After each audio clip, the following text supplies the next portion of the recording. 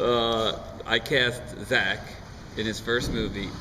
It was his first audition that he ever went to, and it's wild having Zach's character of Gil is a borderline Asperger's type. The idea of Zach's character of Gil is having to work for someone who is younger than you and doesn't understand how to talk to other people, and you have to be the one giving his message to other people. I mean, so Bernie and Russ are working together.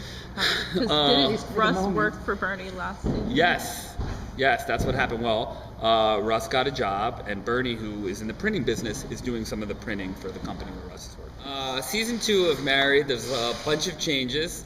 Russ has a new job, Lena has a new job, less financial problems, but other problems that come from the way work affects your marriage.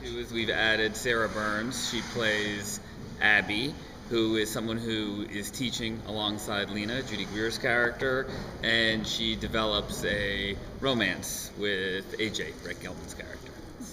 This season, we meet Lena's mother and stepfather, and we also meet Russ's mother. Russ has a very complicated relationship with his mother, and Lena has to referee it. And Russ's mother is played by Joanna Cassidy, who is just incredible. Rock and roll. What is post-rehab AJ like? He is still very much AJ.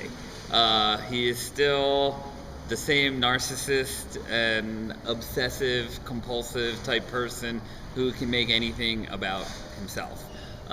He's flailing a little out of rehab. He tries to return to work, and that doesn't go so well. So he's looking for new ways to occupy himself. Helping other people, some people who don't really want to be helped, he's trying to help them anyway. So he's continuing to be an agent of destruction, even though he has so questions. How much of it is inspired by my personal life and the other people that I know? A great deal. The pilot kind of came out of some of the conversations my wife and I were having, where I started doing some arithmetic about how many more times we would have sex before I died. And from there, we just went into more personal material. And at first, my wife really resisted it. And this year, she actually joined us in the writer's room and consulting on stories. And it was really fun for the writers because they would hear us having these arguments and be taking notes in the room. And it was really fun. It was really good for my relationship with my wife, too, because I before was only seeing her in the morning when she's a general and not so nice because she's like getting the kids out the door and, moving the trains. And at night when she was exhausted, and neither of those people are super cool, but like my midday wife is awesome. Like when she would come in to the office for a couple hours, sit in the room and be with other adults. So it's been really good for our marriage. The comment that I get the most about the show is people say, it sounds like you bugged our bedroom. It sounds like you bugged our living room. This is the exact conversation. This is the exact fight. This is the exact drama that is happening in my family right now. And other people have also told me that they watch the show with their spouse and then they have the argument that they haven't yet had. Like the thing that they're not talking about, suddenly they see the episode and they start talking about it. So that's also been a very nice compliment to get. I'm really proud of the cast we put together and how effortlessly they go back and forth between the natural drama and being hilarious it is. We wanted to give Russ a new job where he had a design job, he had a hip job where it was making him more money, but suddenly this guy who sees himself still as a very young man finds himself the adult in the room and trying to hold on to something that is gone. And that's kind of a reoccurring theme in the show. Well, one of the issues that we're dealing with is adult friendship. I know that for so many years, friends were the most important part of my life. And now that I have a career and I have 3 children and I have a wife, family, work, friendship. And I can only have friends who don't distract me from those other 2 things. And I've had to start cutting them. And that's one of the things that we're exploring this year is how do you maintain friendships when those are more taxing than your